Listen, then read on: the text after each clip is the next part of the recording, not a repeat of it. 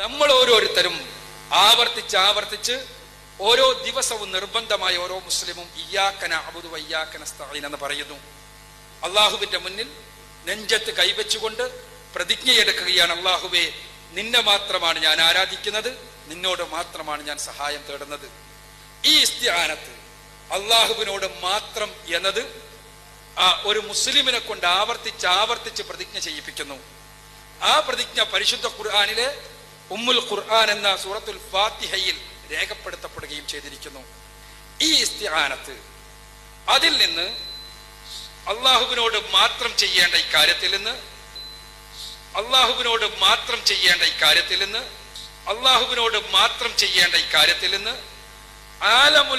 ആലമുൽ ഷഹാദയിൽ അഥവാ ദൃശ്യലോകത്തെ നമ്മൾ കാണുന്ന മനുഷ്യരെ അതിൽ നിന്ന് ഒഴിവാക്കിയിരിക്കുന്നു. അക്ബർ സാഹിബിൽ നിന്നും ഈ രൂപത്തിലുള്ള ഒരു വിവരക്കേട് മുജാഹിദ് കേരളം ഒട്ടും പ്രതീക്ഷിച്ചിട്ടില്ല. അക്ബർക്കയും കോക്കസുകാരും ഇന്ന് പ്രചരിപ്പിച്ചു കൊണ്ടിരിക്കുന്ന ഈ പുതിയ നിയമത്തിന്റെ താളുകൾ ഏതായാലും മുജാഹിദ് കുടുംബത്തിനും അഹ്ലുസുന്നത്തിന്റെ പണ്ഡിതർക്കും പരിചയമില്ലാത്തത് തന്നെ. ആദർശ പ്രബോധന രംഗത്ത് സൂക്ഷ്മതയോടെ സജീവമായി നിലനിന്നിരുന്ന നമ്മുടെ എല്ലാം പ്രാർത്ഥനയിൽ സ്ഥാനം പിടിച്ചിരുന്ന നമ്മുടെ അക്ബർക്കയെ ഈ രൂപത്തിൽ വഴിതെറ്റിച്ചത് ആരാണ്? ഖുർആൻ വ്യാഖ്യാനത്തിൽ വ്യതിയാന കക്ഷികളുടെ മൻഹജ് സ്വീകരിക്കാൻ അദ്ദേഹത്തെ പൈശാചികമായി പ്രേരിപ്പിച്ചത് ഏത് വ്യക്തിയാണ്? പ്രബോധന രംഗത്ത് ശക്തമായി പണിയെടുത്തിരുന്ന നമ്മുടെ കൂട്ടായ്മയെ ശിഥിലമാക്കിയ ഒരു വ്യക്തി എന്നാണ് അതിനുള്ള ഉത്തരം. അത് കേട്ടോളൂ. നമ്മൾ 5 നേരം നമസ്കരിക്കുമ്പോൾ ഓരോ റക്അത്തിലും ഓതുന്ന സൂറത്തുൽ ഫാത്തിഹയിലെ വയ്യാക നസ്തഈൻ, അല്ലാഹുവിനോട് മാത്രമേ സഹായം തേടാവൂ, അല്ലാഹു അല്ലാത്തവരോടുള്ള സഹായതേട്ടം ശിർക്കാണ്, മതത്തിലെ പൊതു നിയമമാണത്.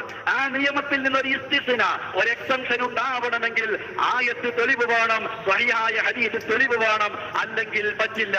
ഏതുപോലെ ഞാൻ നാടുനീളെ പ്രസംഗിക്കുമ്പോൾ പറഞ്ഞൊരു ഉദാഹരണം ലളിതമാണ്. അതൊന്നും കേൾക്കാതെ കാതുകൂർപ്പിച്ച് നിൽക്കുന്ന ആരെങ്കിലും ഉണ്ടെങ്കിൽ അവർക്ക് കൂടി ഉപകാരപ്പെടാൻ ഒരു വാചകം പറയട്ടെ. എന്താ? യാ അയ്യുഹല്ലദീന ആമനൂ കുതിബ അലൈക്കുമുസ് സിയാം, വിശ്വാസികളെ നോമ്പ് നിങ്ങൾക്ക് നിർബന്ധമാക്കപ്പെട്ടിരിക്കുന്നു. അല്ലാഹു പറഞ്ഞു മതത്തിന്റെ പൊതു നിയമമാണ്. നോമ്പുകാരന് നോമ്പ് യാത്രക്കാരന് നിർബന്ധമുണ്ടോ? ഇല്ല. രോഗിക്ക് നിർബന്ധമുണ്ടോ? ഇല്ല. എന്താ കാരണം? യാത്രയാണോ? അല്ല. രോഗമാണോ? അല്ല. പിന്നെ എന്താ കാരണം? അല്ലാഹു ഖുർആനിലൂടെ പറഞ്ഞു ഫമൻ കാന മിൻകും മരീദൻ ഔ അലാ സഫറിൻ ഫഇദ്ദത്തുൻ മിൻ അയ്യാമിൻ ഉഖർ, രോഗിയോ യാത്രക്കാരനോ അത്രയും ദിവസം മറ്റു മാസങ്ങളിൽ നോമ്പ് നോറ്റു വീട്ടിയാൽ മതി. ഇതുപോലെ വയ്യാക നസ്തഈൻ, അല്ലാഹു അല്ലാത്തവരോട് സഹായം തേടുന്നത് ശിർക്കാണ്. അതിൽ നിന്ന് ഒരു മനുഷ്യൻ മറ്റു മനുഷ്യനോട് ചോദിച്ചാലും ശിർക്കാണ്, ഒരു മനുഷ്യൻ മറ്റു മനുഷ്യനോട് ചോദിച്ചാലും ശിർക്കാണ്, മനുഷ്യൻ ഇതിനോട് ചോദിച്ചാലും ശിർക്കാണ്, മലക്കിനോട് ചോദിച്ചാലും ശിർക്കാണ്, ആരോട് ചോദിച്ചാലും ശിർക്കാണ്. തെളിവില്ലെങ്കിൽ അല്ലാഹു നമുക്ക് തെളിവ് നൽകി, വിശുദ്ധ ഖുർആനിന്റെ തെളിവ് നൽകി. അതുകൊണ്ട് വളരെ കൃത്യമായി വിശുദ്ധ ഖുർആൻ പറഞ്ഞത് വതആവനു അലൽ ബിർരി വത്തഖ്വ. ആ ആയത്തിന്റെ അടിസ്ഥാനത്തിലാണ് മനുഷ്യൻ മറ്റു മനുഷ്യനോട് സ്വന്തം കഴിവിൽപ്പെട്ട കാര്യം ചോദിക്കുന്നത് അത് അനുവദനീയമാണെന്ന് പറഞ്ഞത്. ഇയ്യാക നഅ്ബുദു വ ഇയ്യാക നസ്തഈൻ, നിന്നെ മാത്രം ഞങ്ങൾ ആരാധിക്കുന്നു, നിന്നോട് മാത്രം ഞങ്ങൾ സഹായം തേടുന്നു. ഇസ്തിആനത്ത് എന്ന് പറഞ്ഞാൽ അവിടെ ഇബാദത്ത് എന്നാണ് അർത്ഥമെന്ന് ചില വിവരമില്ലാത്തവരോ വിവരമുണ്ടായിട്ടത് മൂടിവെക്കുന്നവരോ ഇപ്പോൾ വാദിച്ചു നടക്കുന്നു. എങ്കിൽ പിന്നെ ഇയ്യാക നഅ്ബുദു എന്ന് പറഞ്ഞാൽ പോരെ, വയ്യാക നസ്തഈൻ എന്ന് പിന്നെ അല്ലാഹ് വെറുതെ പറയോ? നിന്നെ മാത്രം ഞങ്ങൾ ആരാധിക്കുന്നു, നിന്നോട് മാത്രം ഞങ്ങൾ സഹായം തേടുകയും ചെയ്യുന്നു. ഇതാണ് ഖുർആനിന്റെ അധ്യാപനം. അല്ലാഹു അല്ലാത്തവനോട് സഹായം തേടിയാൽ അത് ശിർക്കാണ്, അല്ലാഹു അല്ലാത്തവന് ഇബാദത്ത് ചെയ്താൽ അത് ശിർക്കാണ്.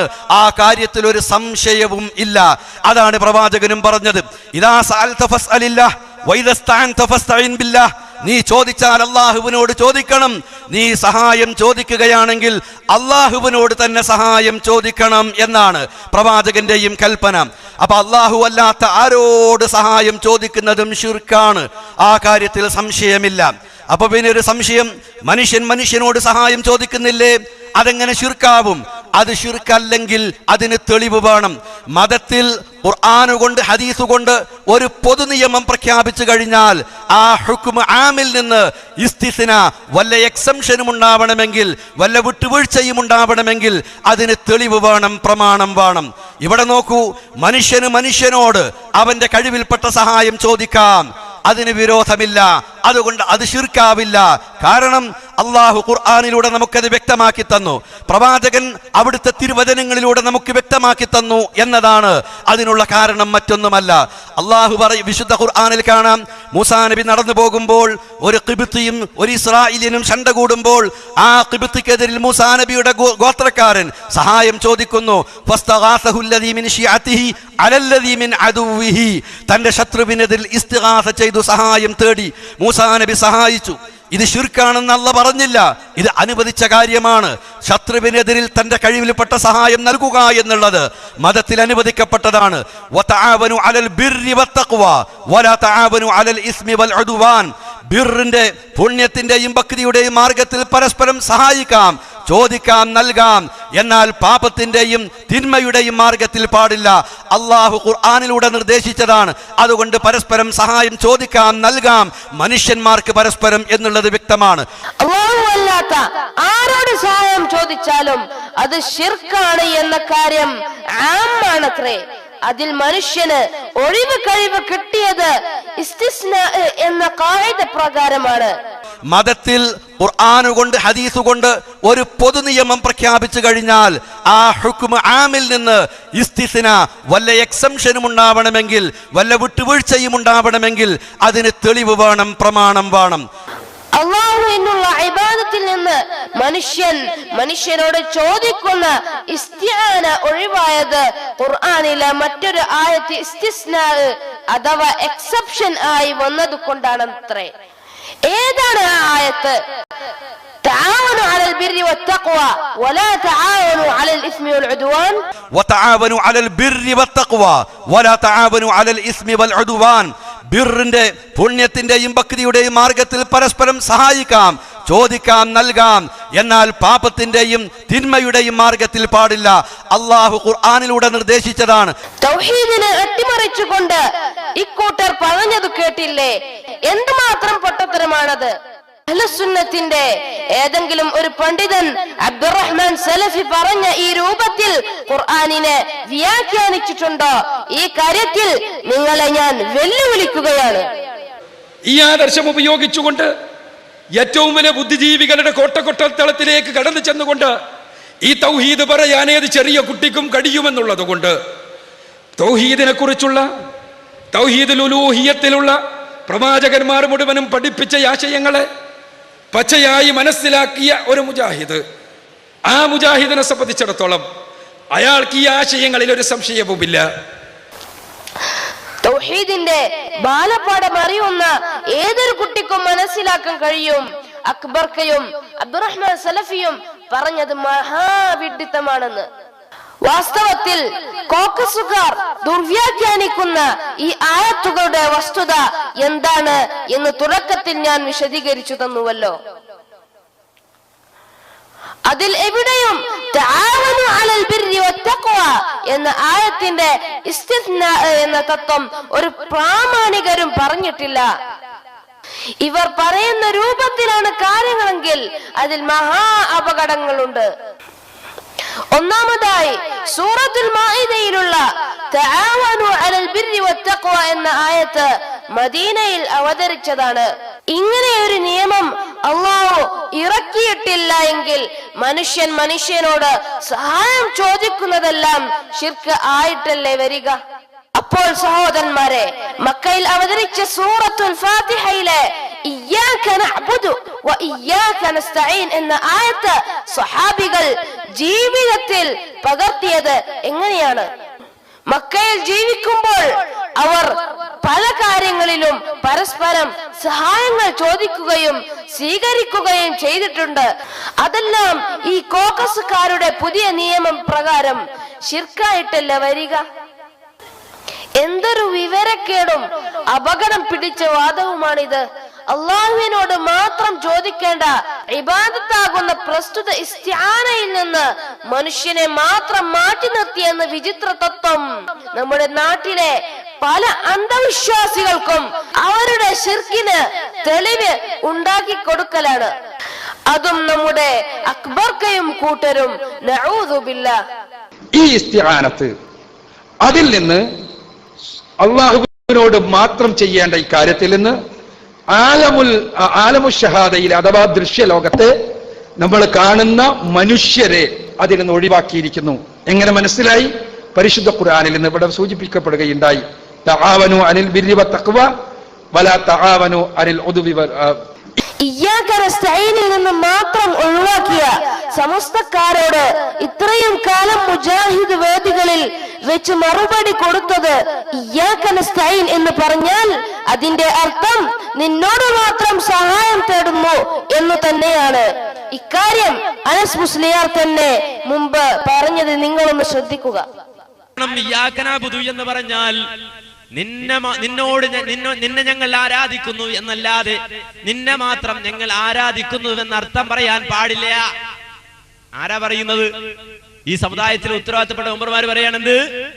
ഇയ്യാക നഅ്ബുദു എന്ന് പറഞ്ഞാൽ അല്ലാഹുവേ നിന്നെ ഞങ്ങൾ ആരാധിക്കുന്നു, വ ഇയ്യാക നസ്തഈൻ എന്ന് പറഞ്ഞാൽ നിന്നോട് ഞങ്ങൾ സഹായം തേടുന്നു എന്നല്ലാതെ നിന്നെ മാത്രം ഞങ്ങൾ ആരാധിക്കുന്നു, നിന്നോട് മാത്രം ഞങ്ങൾ സഹായം തേടുന്നു എന്ന് പറയൽ ദുർവ്യാഖ്യാനമാണ്. നിന്നെ മാത്രം ഞങ്ങൾ ആരാധിക്കുന്നു, നിന്നോട് മാത്രം ഞങ്ങൾ സഹായം തേടുന്നുവെന്ന് ഈ ആയത്തിന് അർത്ഥം പറയൽ ദുർവ്യാഖ്യാനമാണ് എന്ന് എഴുതിവിട്ടത് ആരാന്നറിയോ?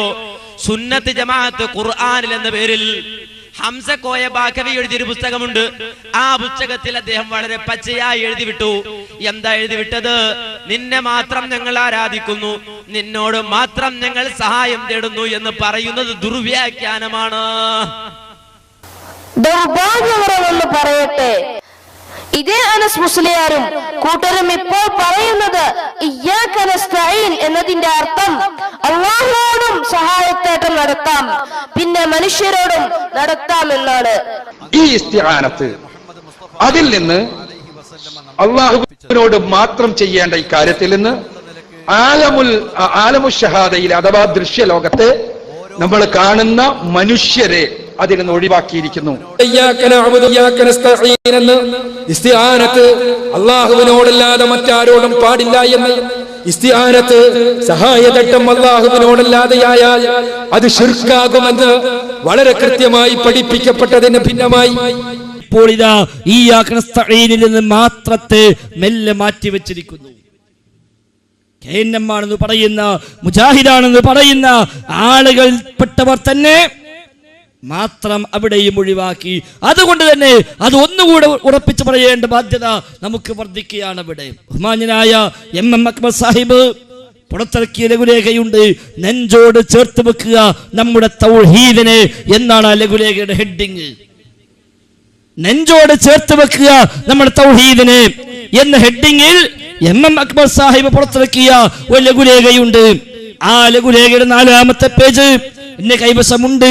ആ ലഘുലേഖ വേണമെങ്കിൽ അത് 4-ാമത്തെ പേജില് അയാൾ എഴുതിയതെന്താ? ഇയ്യാക നഅ്ബുദു ഇയ്യാക നസ്തഈൻ, അല്ലാഹു നിന്നെ മാത്രം ആരാധിക്കുന്നു, നിന്നോട് മാത്രം ഞങ്ങൾ സഹായം തേടുന്നു എന്ന് അദ്ദേഹം പറയാണ്. അല്ലാഹുവിനോട് മാത്രം നിർവഹിക്കേണ്ടുന്ന ഈ സഹായാർത്ഥനയിൽ നിന്ന് ദൃശ്യലോകത്തുള്ള മനുഷ്യരെ അല്ലാഹു ഒഴിവാക്കിയിരിക്കുന്നു. നഅൂദു ബില്ലാഹ്.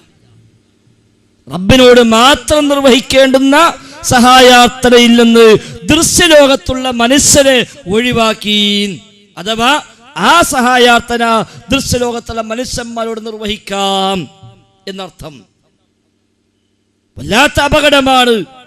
ഇനി ഒരിക്കലും എം അക്ബർ സാഹിബിന് ഒരു സ്നേഹ സംവാദം മാന്യമായി നടത്താൻ കഴിയില്ല എന്ന കാര്യം തീർച്ചയായും. കാരണം ഹൈന്ദവരും ക്രൈസ്തവരുമായ ആളുകളോട് നിങ്ങൾ ചോദിച്ചോളൂ ഇസ്ലാമിനെ കുറിച്ച്, ഞങ്ങൾ വിശദീകരിക്കാമെന്ന് പറഞ്ഞ് ഒരു മൈക്കിന് മുമ്പിൽ ഒന്നുമില്ലാതെ നോട്ട് പോലും ഇല്ലാതെ പ്രസംഗിച്ചിരുന്ന ആ മഹാനായ എം അക്ബർ സാഹിബ് ഇനിയൊരു വേദി കയറി നിന്ന് ഇതാ നിങ്ങൾക്ക് ചോദിക്കാമെന്ന് പറഞ്ഞാൽ തീർച്ചയായും ചോദ്യങ്ങൾ വരും സദസ്സിൽ നിന്ന്. ഒരാൾ ചോദിക്കും, അക്ബർ സാഹിബ് ഞാൻ മാതാ അമൃതാനന്ദമയ്യയുടെ ഭക്തരാണ്, ആ അമ്മയോട് പ്രാർത്ഥിക്കുന്നവരാണ്, ആ അമ്മയോട് സഹായം തേടുന്നവരാണ്. എനിക്കുള്ള പ്രചോദനം നിങ്ങളുടെ ലഘുലേഖയാണ്. കാരണം നിങ്ങളുടെ ലഘുലേഖയിൽ പറഞ്ഞിട്ടുണ്ട്, റബ്ബിനോട് മാത്രം നിർവഹിക്കേണ്ട ഇസ്തിഗാസ, റബ്ബിനോട് മാത്രം നിർവഹിക്കേണ്ട സഹായാർത്ഥന ദൃശ്യലോകത്തുള്ള മനുഷ്യന്മാരോട് നിർവഹിക്കാം. അമൃതാനന്ദമയി മനുഷ്യനാണ്, ദൃശ്യലോകത്താണ്. അതുകൊണ്ട് ആ ദൃശ്യലോകത്തുള്ള അമ്മയോട് ഞാൻ തേടിയാൽ അത് തെറ്റാണെന്ന് നിങ്ങൾക്ക് എങ്ങനെ പറയാൻ കഴിയുമെന്ന് ചോദിച്ചാൽ എന്താണാവോ അദ്ദേഹം പറയുക? ഒരുപക്ഷെ ആ ആശങ്ക തന്നെയായിരിക്കാം പിന്നീട് അത്തരം വേദികൾ സംഘടിപ്പിക്കാൻ അദ്ദേഹം മുന്നോട്ട് വരാതിരിക്കാനുള്ള കാരണം. ഇവിടെ യഥാർത്ഥത്തിൽ തൗഹീദിലാണ് വെള്ളം ചേർക്കപ്പെടുന്നത്. അദ്ദേഹം ഇത് എഴുതിയത് ഒരുപക്ഷെ മറ്റൊരു ലക്ഷ്യത്തിലായിരിക്കാം. അദ്ദേഹം ഇങ്ങനെ ആലോചിച്ചതാവില്ല, ഇങ്ങനെ പ്രതീക്ഷിച്ചതാവില്ല. അദ്ദേഹം ഇത് എഴുതിയത് ആ ഇസ്തിആനത്തിൽ നിന്ന് ജിന്നിനെ ഒഴിവാക്കിയിട്ടില്ല, അതുകൊണ്ട് ജിന്നിനോട് നടത്തിയ ശിർക്ക് തന്നെ എന്ന് സ്ഥാപിക്കാൻ ഉദ്ദേശിച്ചുകൊണ്ടാണ് അദ്ദേഹം ഇത് എഴുതിയത് എന്നത് മറ്റൊരു വശം. പക്ഷേ പെട്ടത് നേരെ തിരിച്ചാണ്. ജിന്നിനെ ഒഴിവാക്കിയിട്ടില്ല, മനുഷ്യനല്ല ഒഴിവാക്കി, അതുകൊണ്ട് മനുഷ്യനോട് ചോദിച്ചാൽ കുഴപ്പമില്ല, ജിന്നിനോട് എന്ത് ചോദിച്ചാലും ശിർക്ക് എന്ന് സ്ഥാപിക്കലായിരുന്നു അദ്ദേഹത്തിന്റെ ലക്ഷ്യം. അതിന് അദ്ദേഹം എഴുതിയത്. പക്ഷെ അപ്പോഴേക്ക് സ്വന്തം തൗഹീദ നഷ്ടമായത് എന്നുള്ളത് ഇന്ന് അദ്ദേഹത്തിന് ബോധ്യമായിട്ടുണ്ട്, ഇന്ന് ബോധ്യപ്പെട്ടിട്ടുണ്ട്.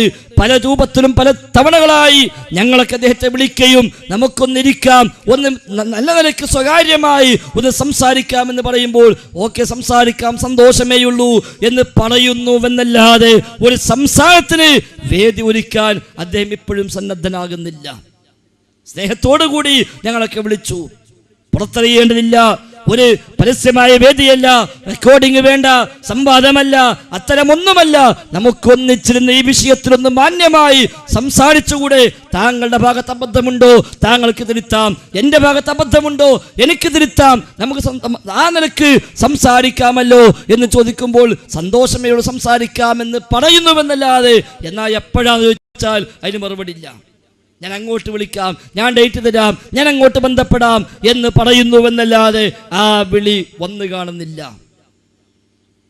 യഥാർത്ഥത്തിൽ അവിടെയാണ് ഈ പ്രഖ്യാപനം ഒന്നുകൂടെ പ്രസക്തമായി മാറുന്നത്.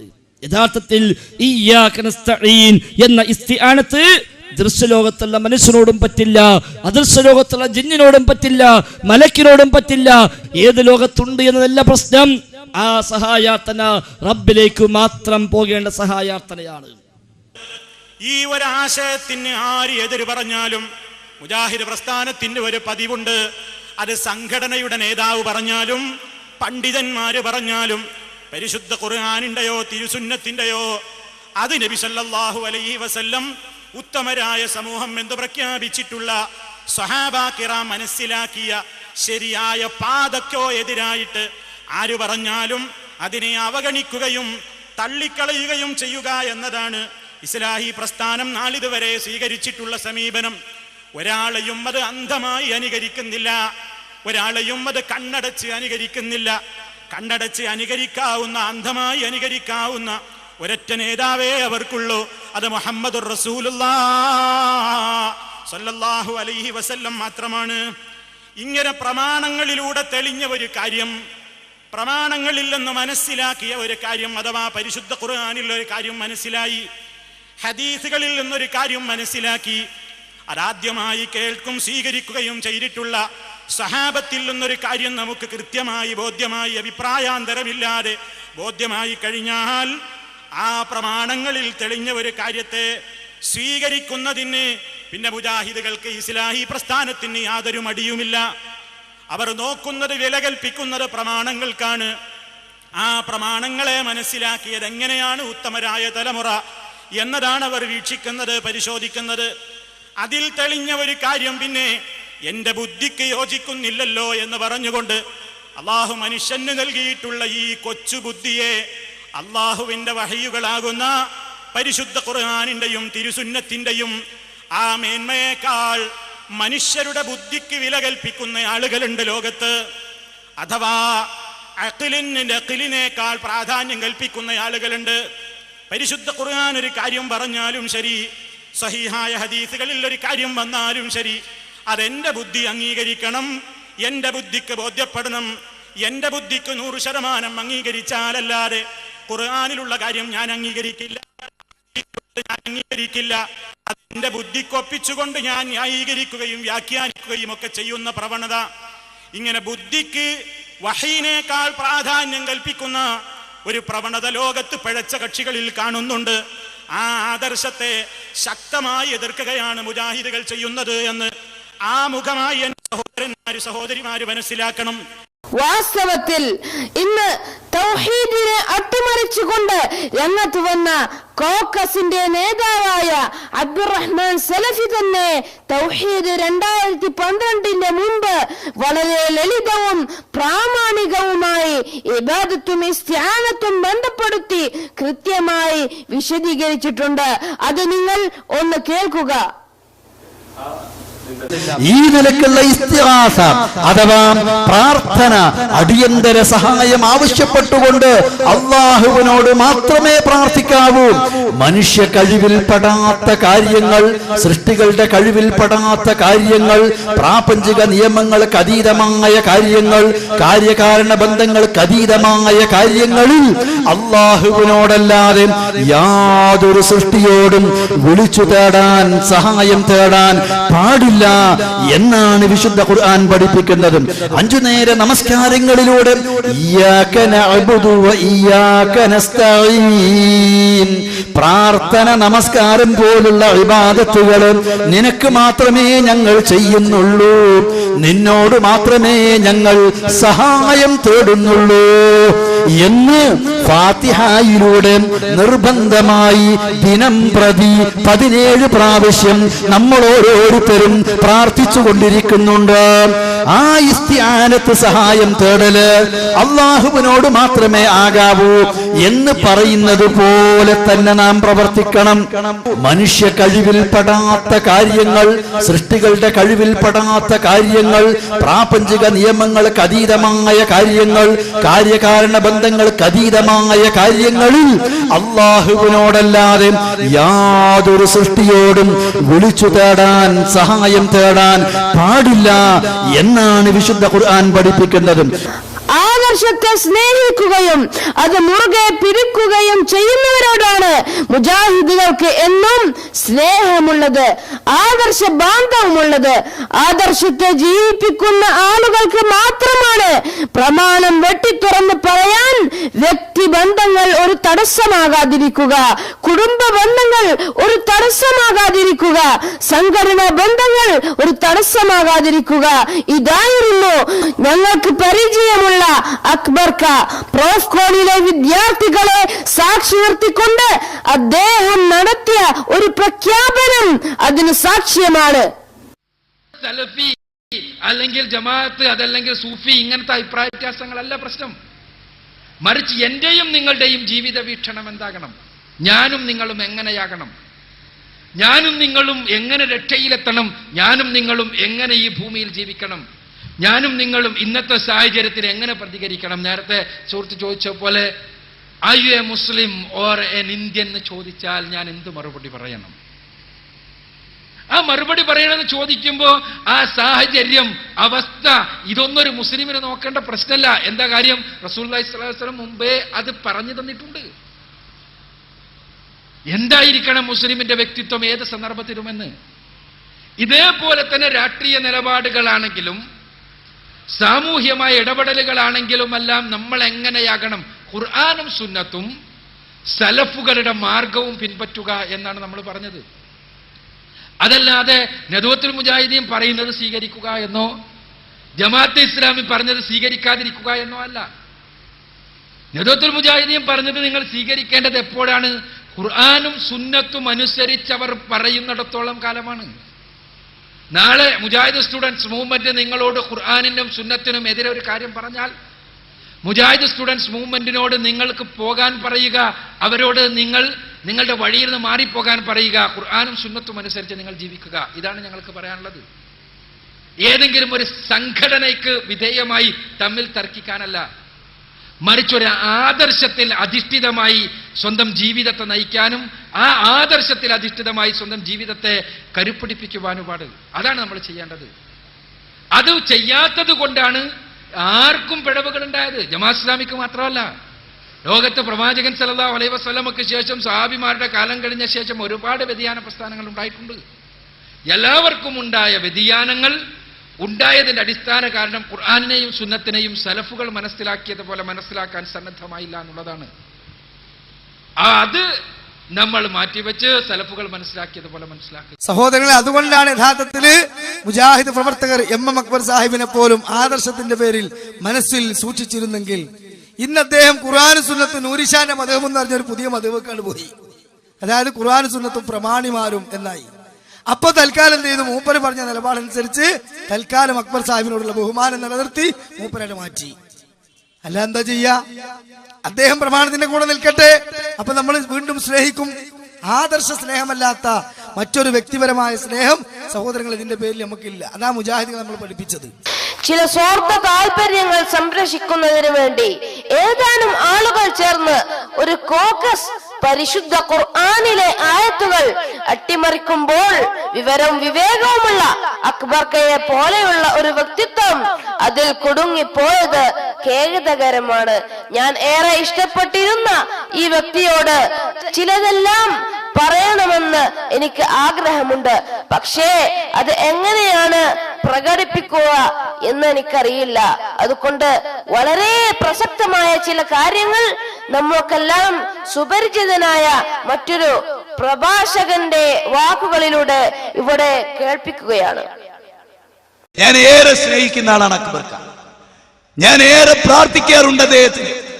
ഈ കഴിഞ്ഞ ഹജ്ജ് വേളയിൽ പോലും ഞങ്ങൾ കണ്ടു. അദ്ദേഹം ഉറങ്ങുന്നിടത്ത് ഞാൻ ചെന്നു, അദ്ദേഹത്തെ വിളിച്ചുണർത്തി സലാം പറഞ്ഞു, വിശേഷങ്ങൾ ചോദിച്ചു.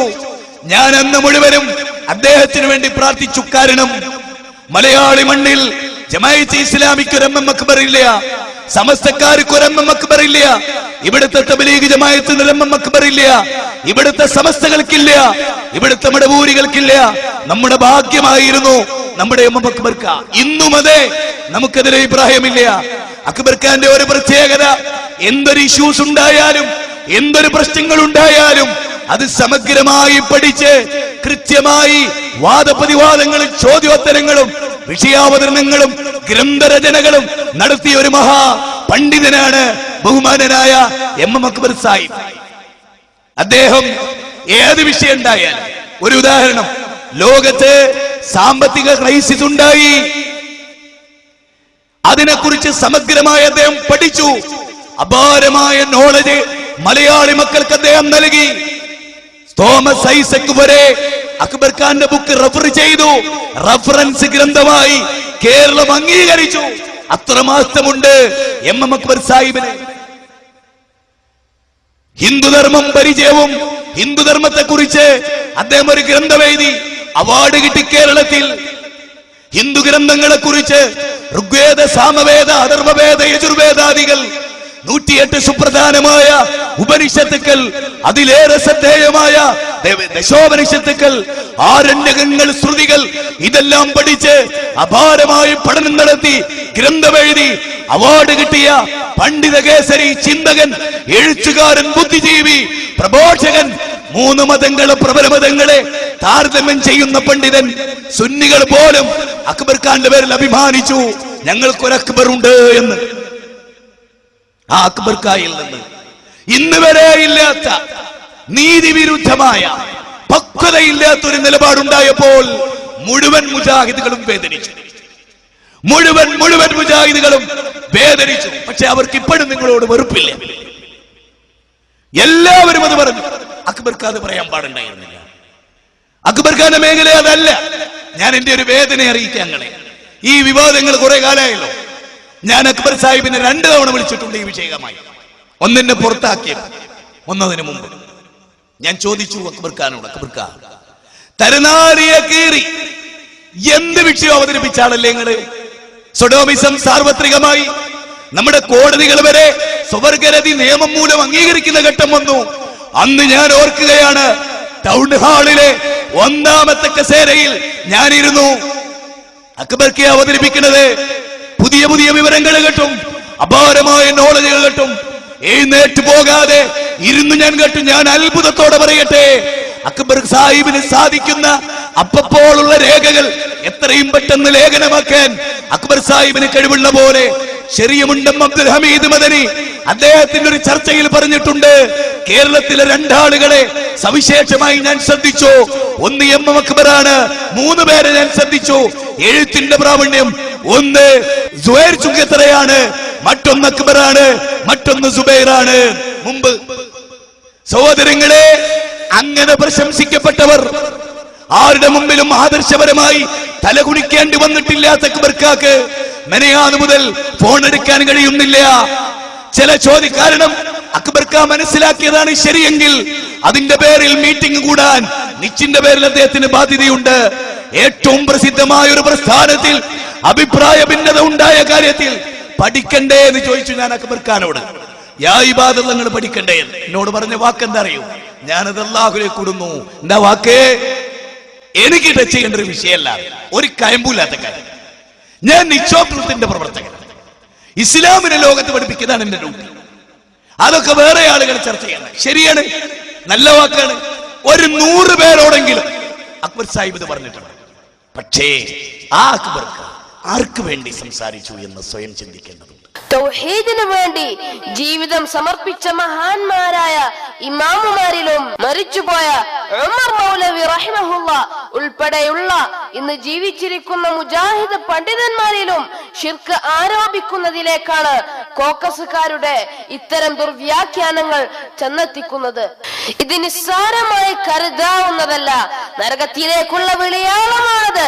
അബൂദാവൂദ് റിപ്പോർട്ട് ചെയ്യുന്ന ഹദീസിൽ വമൻ ഖാല ഫീ മുഅ്മിനിൻ മാ ലൈസ ഫീഹി അസ്കനഹു അല്ലാഹു റദ്ഗത്തൽ ഖബാൽ അഖ്റജഹു അബൂ ദാവൂദ് വസഹഹഹു അൽബാനി.